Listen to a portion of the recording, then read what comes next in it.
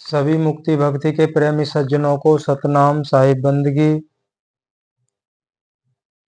आज का विषय सतगुरु कबीर साहिब के मूल ग्रंथ बीजक रमैनी नंबर 1। अंतर ज्योत शब्द एक नारी, हरि ब्रह्मा ताके त्रिपुरारी को लेकर है।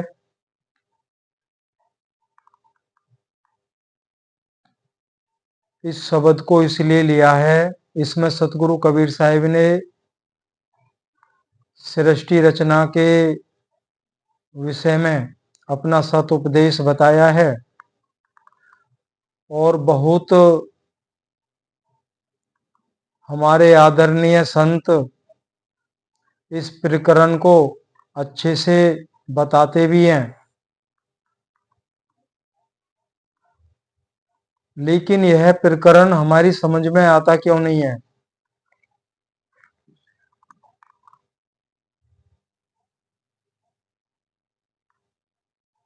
वो कारण यही है, हम इसे बुद्धि से समझना चाहते हैं।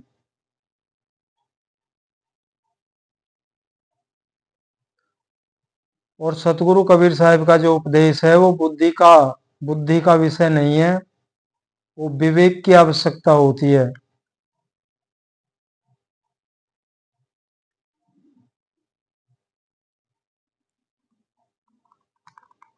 कहीं हद तक कबीर पंथ में जितने भी पंथ हैं,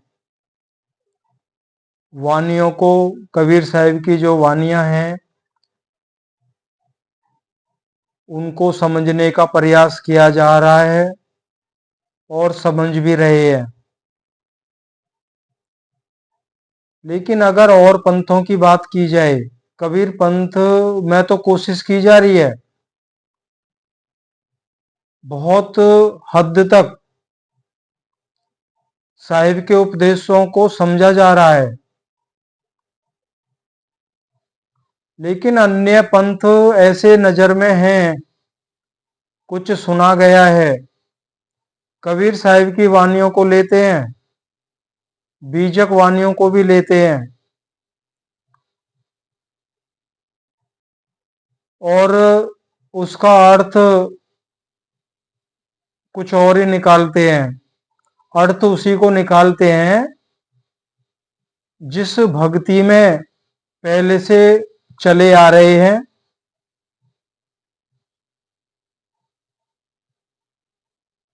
और ये बहुत बड़ा नुकसान भी है।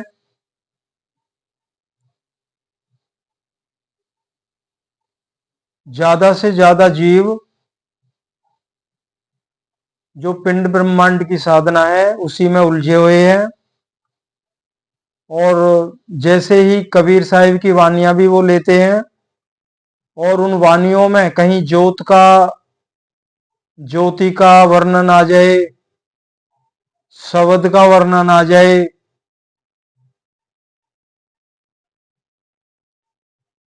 कहीं कहीं साहिब ने धुन का भी वर्णन किया है।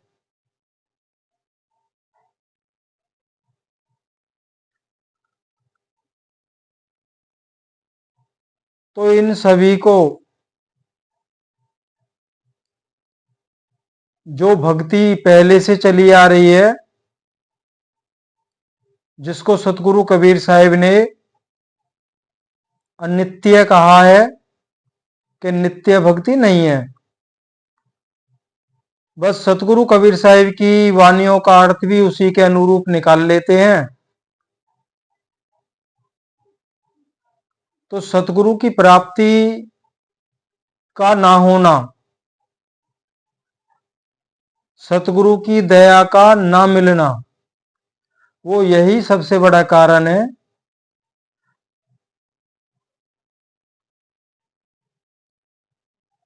कबीर को सबसे ऊंचा दर्जा दिया है, उनके ज्ञान को सबसे ऊंचा रखा गया है।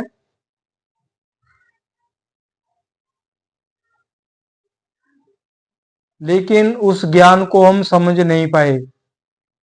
जब सतगुरु कबीर के ज्ञान को नहीं समझ पाए तो कबीर साहिब को कैसे समझेंगे।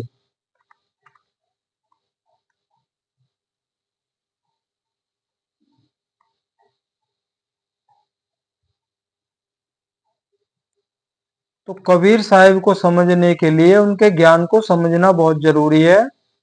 बाकी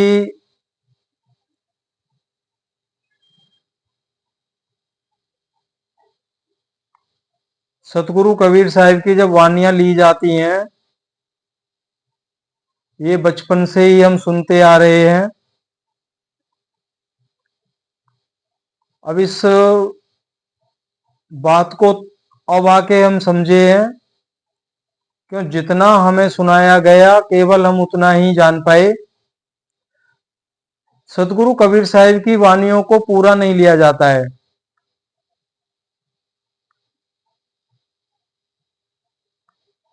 उनकी कोई साखी है जो भेद खोलती है, उन शब्दों को तो लिया ही नहीं जाता है। बाकी हाँ, जिनमें वर्णन आता है ध्यान का, भजन का, सुमरन का,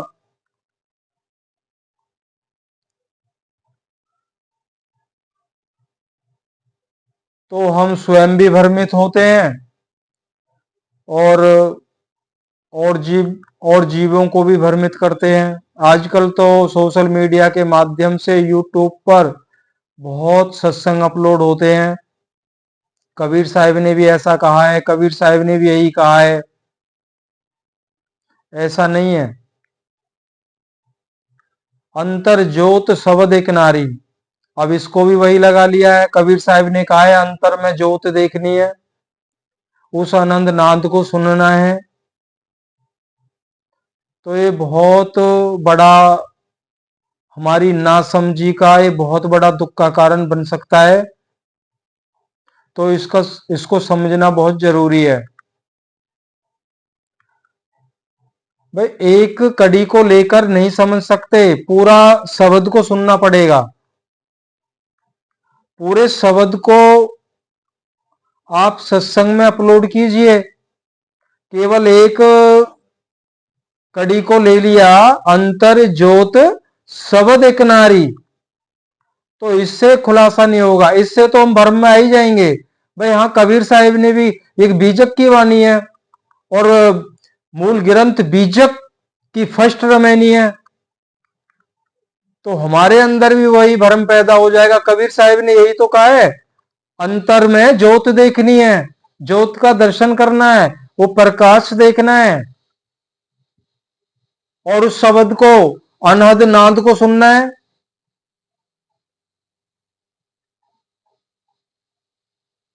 तो ज्यादातर जो हमारे भाई हैं, हमारी बहनें हैं, वो इस शब्द की टीका उन्होंने ठीक नहीं की है।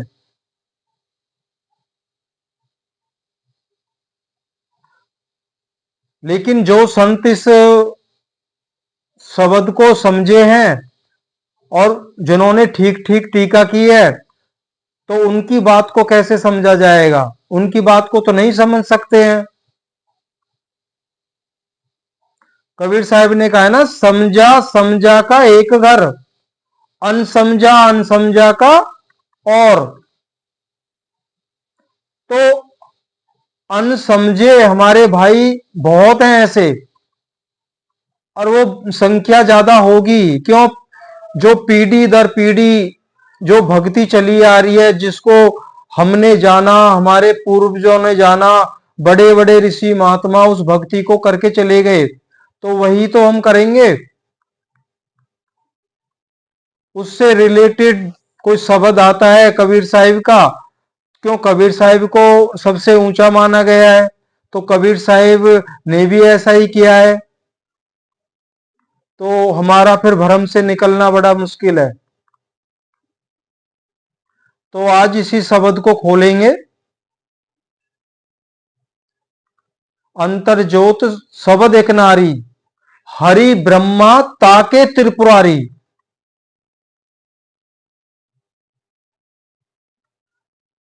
ते तिरिये भग लिंग अनंता, ते तिरिये भग लिंक अनंता, तो न जाने आदि और अंता।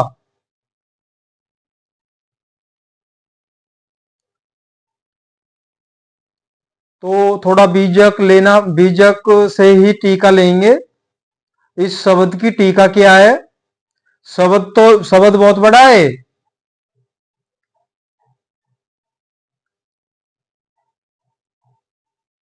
तो ना समझने के कारण ना तो हमें सतगुरु की प्राप्ति होती है और ना ही सतगुरु की हमें दया प्राप्त होती है। क्यों? मार्ग हमने गलत पकड़ा हुआ है।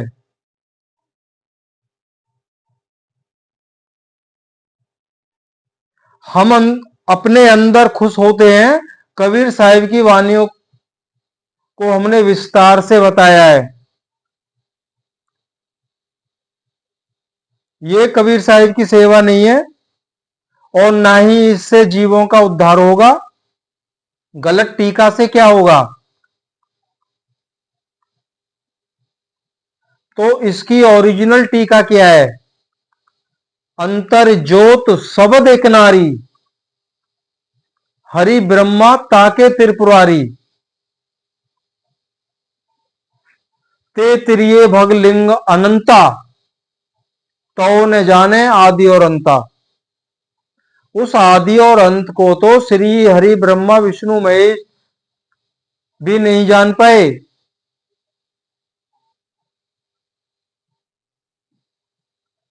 आइए पहले रमैनी को ले लेते हैं। थोड़ा ही भाग सुनने को मिलेगा, क्यों ये शब्द सामने आया था तो टीका इसकी गलत की गई। तो हमारे मुक्ति भक्ति के जिज्ञासु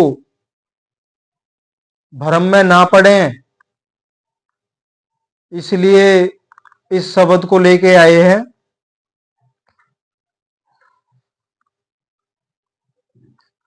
सतनाम सत्य कबीर। अंतर ज्योत शब्द एक नारी, अर्थात शून्य के भीतर अंतर्गत ज्योति अर्थात ज्योति स्वरूप ओंकार ब्रह्म निरंजन काल निरंजन कहा जाता है। एक नारी अर्थात महामाया आज्ञा शक्ति अष्टांगी ते त्रिय भंग लिंग अनंता। तो यहां पे जो कहा गया है अंतर, अंतर ज्योत, ब्रह्मांडी साधना वाले जो ज्ञानी महापुरुष हैं वो कहते हैं कि कबीर साहिब कह रहे अंतर ज्योत, कि उस अंदर में जो हमारे अंतर में ज्योत है उसका दर्शन करना है। वो ज्योत स्वयं परमात्मा स्वरूप है और शब्द एक नारी, और वो अनहद नाद उनको सुनना है त्रिकुटी में ध्यान लगा के। चित्त को एकाग्र करना है। और नारी को उन्होंने माया का माया रूप से दर्शाया है। तो यहां पे साहिब ने कहे शून्य के भीतर। अब यहां पे शून्य जो अवस्था आई है, शून्य एक अवस्था है जो अचेत अवस्था को कहा जाता है। कह रहे शब्द क्या था? अंतर ज्योत, जो ज्योति स्वरूप ब्रह्म निरंजन काल भगवान को कहा गया है। अब यहां पे ध्यान दीजिए, अंतर ज्योत शब्द एक नारी। विस्तार से टीका सुनाएंगे आपको। अंतर जो ज्योत है वो ज्योति स्वरूप ब्रह्म निरंजन काल भगवान को कहा गया है। अंतर ज्योत शब्द, वो शब्द की शब्द जो यहां पे आया ओंकार शब्द को दर्शाया गया है।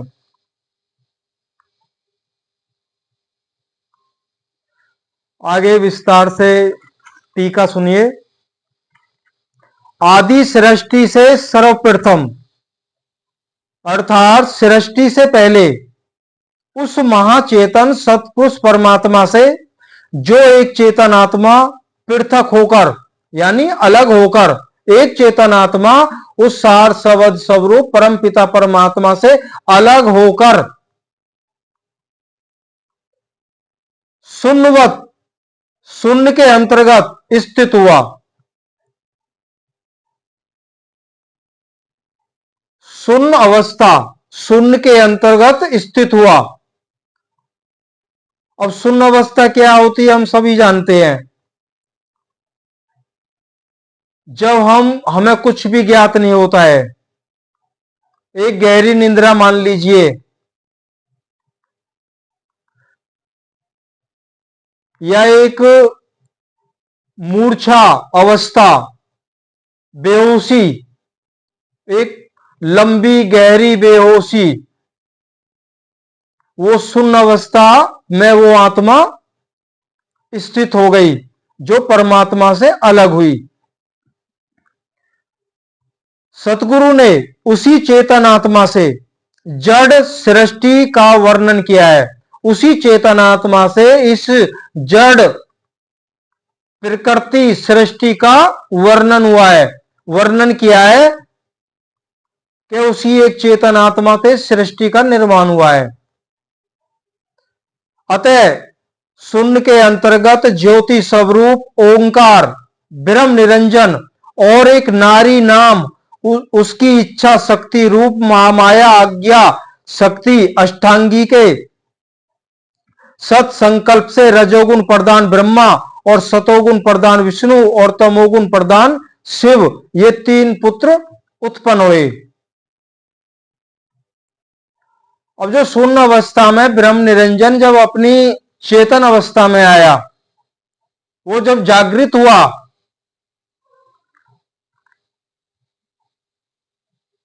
तो उसके सत संकल्प से इच्छा रूप, जब उसकी इच्छा की, इच्छा रूप एक नारी अवतरी।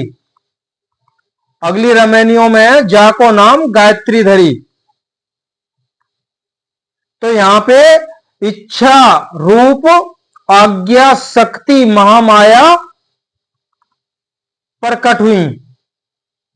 किसकी इच्छा से? ज्योति स्वरूप ब्रह्म निरंजन काल भगवान की इच्छा से।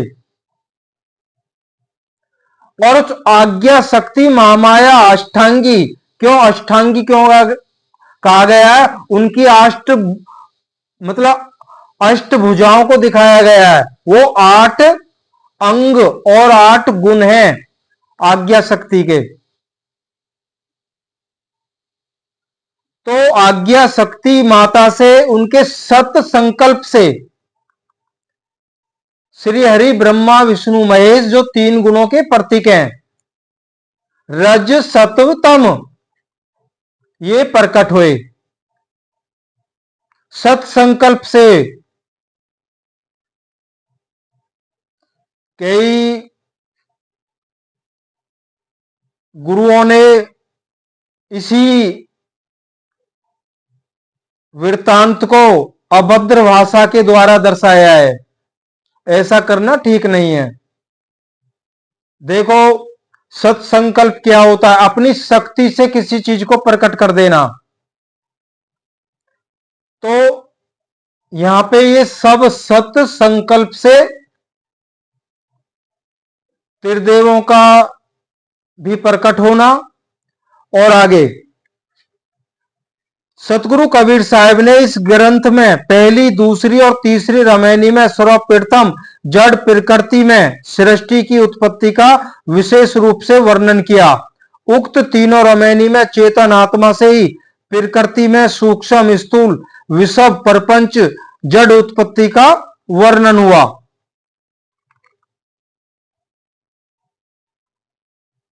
तो उसी चेतन आत्मा से इस जड़ प्रकृति में सृष्टि की रचना हुई। परमात्मा ने सृष्टि की रचना नहीं की है, इस चेतन आत्मा ने सृष्टि चेतन आत्मा के माध्यम से आज्ञा शक्ति महामाया का जन्म हुआ और महामाया आज्ञा शक्ति से श्री हरि ब्रह्मा विष्णु महेश का जन्म माना गया है। और श्री हरि ब्रह्मा विष्णु महेश से आगे सृष्टि का प्रकरण शुरू हुआ।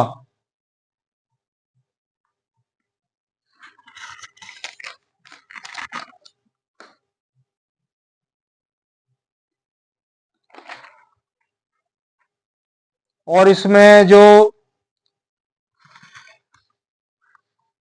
जो एक प्रकरण आया था, ते त्रिये भग लिंग अनंता तो न जाने आदि और अंता, जिन्होंने सृष्टि का निर्माण किया,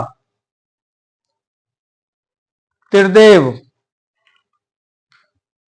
अनंत भग, ते त्रिये भग लिंग अनंता तो न जाने आदि और अंता, तो इन्हीं के द्वारा अनंत शरीरों की रचना की, नर और मादा, मतलब भग लिंग अनंता, अनंत लिंग स्वरूप शरीर बनाए गए, अनंत भग स्वरूप भी शरीर बनाए गए। तो नर और मादा, स्त्री और पुरुष, चार खानियां बनाई गई। चारों खानियों के माध्यम से सृष्टि रचना आगे बढ़ी।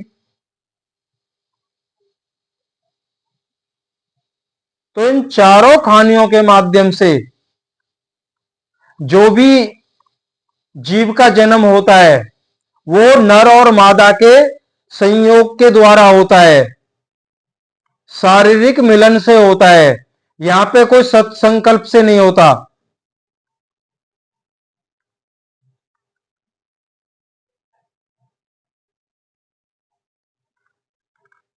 तो मूल पहलू यही था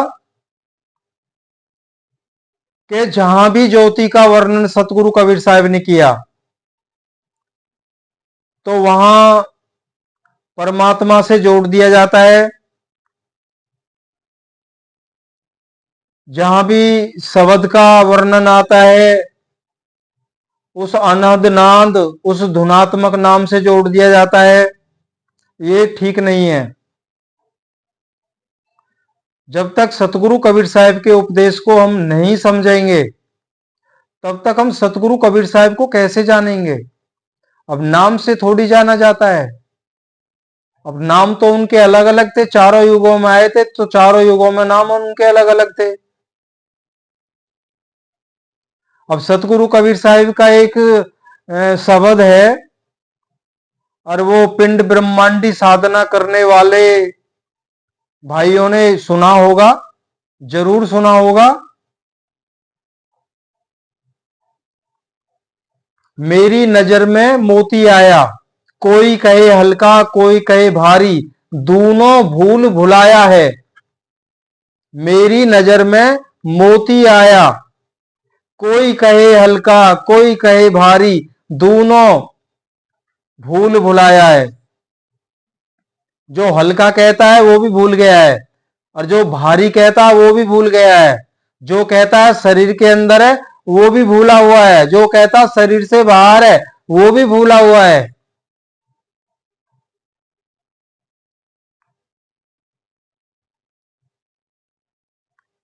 क्यों? हमने ये सब कुछ शब्दों में पढ़ा है, अनुभव इसका हमें नहीं हुआ है। तो ये भी एक भूल का बहुत बड़ा कारण है। तो इसी शब्द में एक बीच बीच में से जो थोड़ी अहम कड़ी है उनको लेते हैं। ब्रह्मा विष्णु महेश्वर थाके तीनों खोज ने पाया है। ब्रह्मा विष्णु महेश्वर थाके तीनों खोज ने पाया है।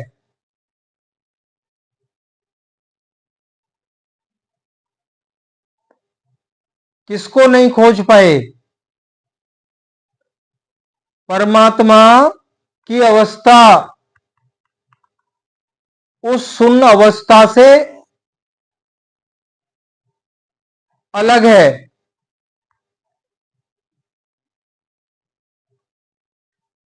ज्योति स्वरूप ब्रह्म निरंजन का जो चेतन आत्मा का जो स्वरूप है, उसको श्री हरि ब्रह्मा विष्णु महेश भी नहीं देख पाए। अब देखा तो किस रूप में देखा? उन्होंने कई शब्दों को सुना, जैसे रारंकार, सोहंग, ओंकार आदि दिव्य नादों को सुना, और ज्योति का दर्शन किया। उसी ज्योति को परमात्मा का स्वरूप उन्होंने मान लिया। तो इसलिए कहा गया है, ब्रह्मा विष्णु महेश्वर था के तीनों खोज ने पाया है। ये कबीर साहब का शब्द है, और शब्द भी काफी लंबा है।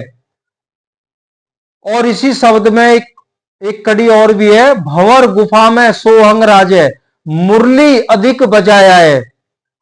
अब यहां पे हम भ्रम में आ जाते हैं। देखो कबीर साहब ने भी क्या कहा है, भंवर गुफा में सोहंग राजे, मुरली अधिक बजाया है।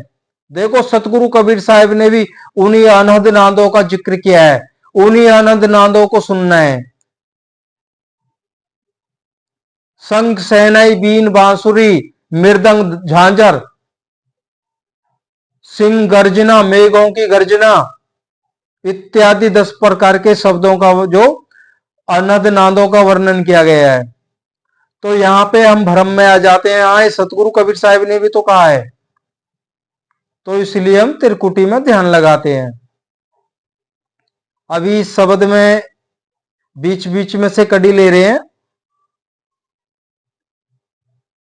और यह साहिब ने अंत में कहा है, यह सब बातें देही माही,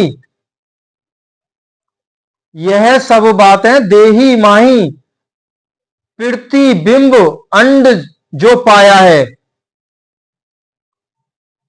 कह रहे ये सब बातें, साहिब ने सब कुछ वर्णन करके सबका खंडन किया है। अंत में कह रहे ये सब बातें इस शरीर के अंदर है, प्रतिबिंब अंड जो पाया है। कह रहे शरीर, अंड, पिंड, ब्रह्मांड होता है ना, ये पिंड एक छाया मात्र है, उस ब्रह्मांड का एक छाया मात्र है भी। और आगे उन्होंने कहा है प्रतिबिंब पिंड, अब यहां पे खोल दिया है, प्रतिबिंब, प्रतिबिंब ने छाया, प्रतिबिंब पिंड ब्रह्मांड है नकली, असली पार बताया है। अब यहां साहिब ने सब कुछ कह के और अंत में सबका खंडन कर दिया है।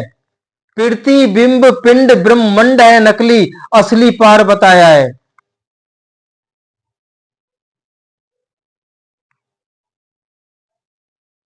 ये अंड पिंड ब्रह्मांड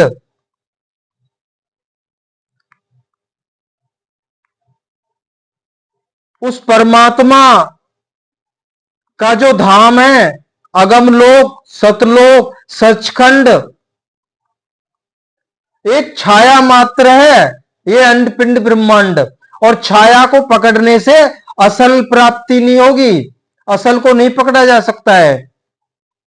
अभी कहा है साहब ने, प्रतिबिंब पिंड ब्रह्मांड है नकली, असली पार बताया है। कहें कबीर सतलोक सार है,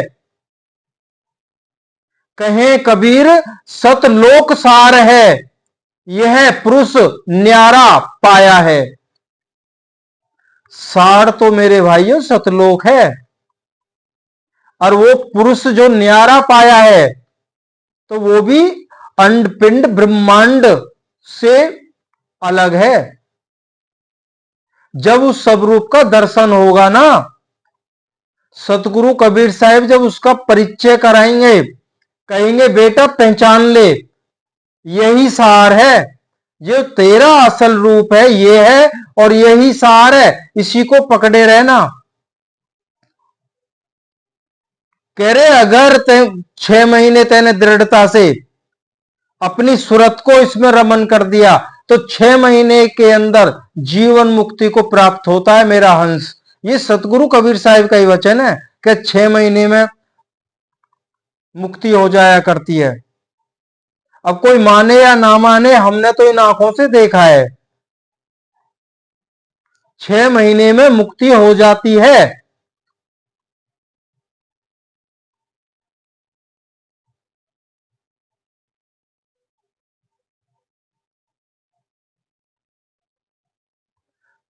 तो इस शब्द को हम इसीलिए लेकर आए थे, इसकी कई हमारे बहन और भाइयों ने इसकी गलत टीका की है। तो उस गलत टीका को सुनकर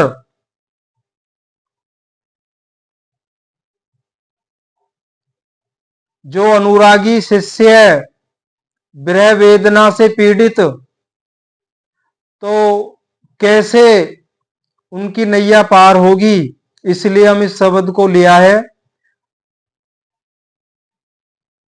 बाकी इस रमैनी को पूरा सुनाएंगे, रमैनी बहुत लंबी है।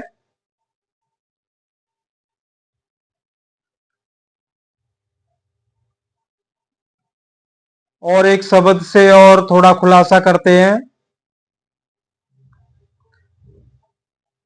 ये भी सतगुरु कबीर साहिब की ही वाणी है। टक टकी त्रिकुटी ध्यान, ज्योति निरंजन जान ले, माया केर तमास, यह झूठते मान ले। अब यहां पे सतगुरु कबीर साहिब बताना चाह रहे हैं, आप टकटकी लगा के त्रिकुटी में ध्यान करते हो और आपकी जो जिज्ञासा है, लालसा है, उस ज्योति का दर्शन पाना चाहते हो। कह रहे हैं जो टकटकी लगा के त्रिकुटी में जो ध्यान करके आप जिस ज्योति निरंजन को का दर्शन करना चाहते हो, उसका परिचय तो कर लीजिए।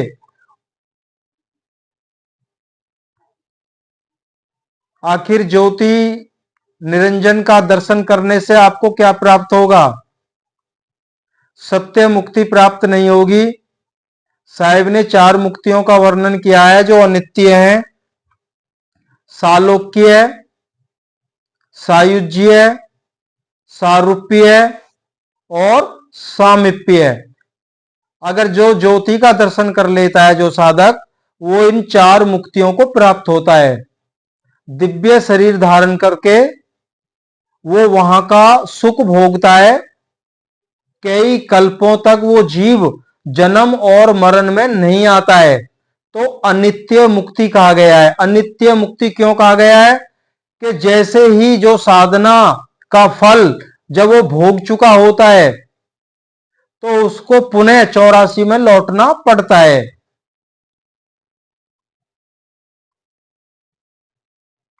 लेकिन सतगुरु कबीर साहिब का जो सार स्वरूप सत्य ज्ञान है, जो उसको प्राप्त कर लेता है वो सत्य मुक्ति को प्राप्त होता है। वो फिर कभी जन्म मरण में वो नहीं आता है।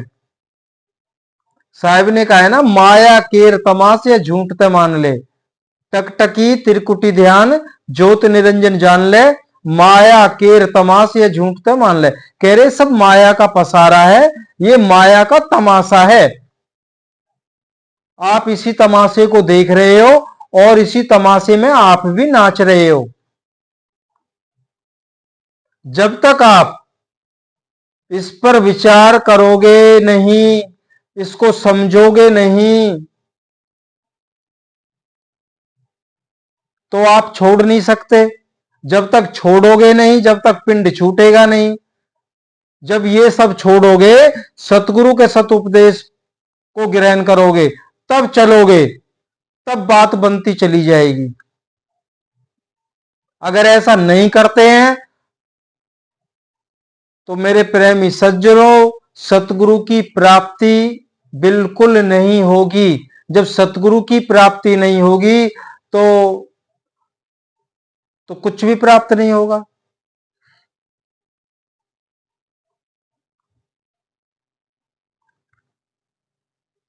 तो आज का यही शब्द आपके सामने लेके आए थे।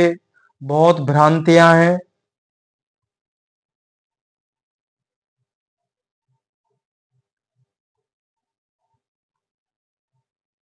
और जो भी और भी नीचे मान लीजिए साकार भक्ति भी हम लोग करते हैं, तो कुछ देखने में भी आया है जब स्वयं से हमारे 4 वेद हैं, 6 शास्त्र हैं, 18 पुराण हैं और 108 उपनिषद हैं। जब स्वयं से इनका अध्ययन शुरू कर अगर कर भी लिया जाए तो बहुत रहस्य खुलते हैं जो हमें जिनका ज्ञान हमने सुना ही नहीं है। ज्ञान तो तब होगा जब सुनेंगे।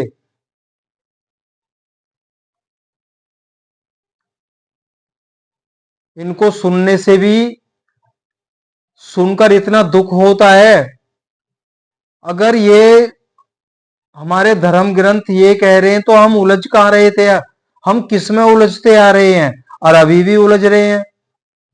कोई कुछ बताता है, कोई कुछ बताता है, कोई कुछ बताता है। इतना भ्रम फैल गया है जिसका वर्णन नहीं किया जा सकता। तो सभी भ्रम से निकलना है।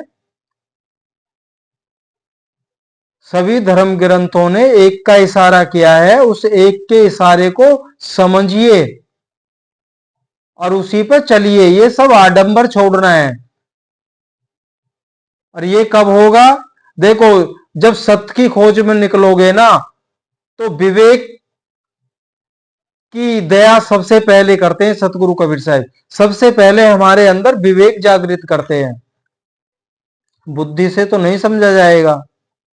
सतगुरु कबीर साहब ने अपनी वाणी में कहा है, जब लग नहीं विवेक मन, जब लग नहीं विवेक मन, तब लग लगे ना तीर।